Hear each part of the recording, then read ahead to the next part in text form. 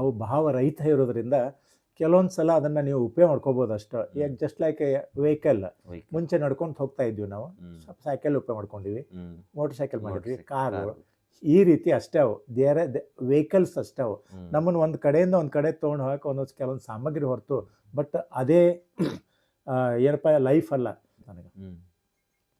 ವೇದ ಘನವೆಂಬನೆ ಪ್ರಾಣಿವಧೆ ಹೇಳುತ್ತಿದೆ ಅಂತ ಹೇಳಿದ್ದಾರೆ. ಅಂದ್ರೆ ವೇದ ಬಹಳ ದೊಡ್ಡದು ಅಂತ ಹೇಳ್ತೀವಿ, ಅದರಲ್ಲಿ ಪ್ರಾಣಿವಧೆ ಅಂತ ಹೇಳ್ತಾರೆ. ಇದನ್ನೂ ಒಂದು ಹೇಳಿದ್ದಾರೆ ಅವರು, ಏನಂತಂದ್ರೆ ಶ್ರುತಿ ಘನವೆಂಬನೆ ಮುಂದಿಟ್ಟು ಅರಸುತ್ತಿದೆ ಅಂತ ಹೇಳಿ. ಶ್ರುತಿಗಳಂತಂದ್ರೆ ಇವೆಲ್ಲ ಅವು ಅವನೇ ಬಹಳ ದೊಡ್ಡದಪ್ಪ ಅಂತ ತಿಳ್ಕೊಂಡಿರ್ತೀವಿ. ಆದರೆ ಅದನ್ನು ಮುಟ್ಟದೇ ಇದ್ದರೆ ಅಥವಾ ಅದನ್ನು ನಾವು ಏನಾದರೂ ಆಪರೇಟ್ ಮಾಡದೇ ಹೋದರೆ ಅವಕ್ಕೆ ಜೀವನ ಇಲ್ಲ ಅಂತ. ಇದು 12ನೇ ಶತಮಾನದಾಗ ಹೇಳಿದ್ದು, ನನಗೆ ಈಗ ನೆನಪಾಗ್ತಾ ಇದೆ. ಅಂದರೆ ಅವಕ್ಕೆ ಜೀವ ಇಲ್ಲ ಅಂತ. ಅದನ್ನು ನಾವು ನಮ್ಮ ಜೊತೆ ಮುಟ್ಟಿದಾಗ ಅಥವಾ ಅದನ್ನು ನುಡಿಸಿದಾಗ ಹೊರತು ಅದರ ಸ್ವರ ಬರ್ತತೆ ಹೊರತು ಎಲ್ಲಿದ್ದಾರೆ ಅವು ಹಾಗೆ ಇರ್ತಾವೆ. ಅವಾಗಲೇ ಬಂದು ನಮ್ಮನ್ನು ಸ್ವರ ನಾವೊಂದು ಸರಿಗಮ ಪದನಿಸ ಹೇಳಂದು ಹೇಳಲ್ಲ ಅಂತ. ಹಾಗೆ ಇವೇನು ಹಾಗೆ ಅದನ್ನು ನಿಮಗೆ ಎಷ್ಟು ಬೇಕೋ ಅಷ್ಟೇ ಉಪಯೋಗ ಮಾಡಿದ್ರೆ ಭಾಳ ಹಿತ.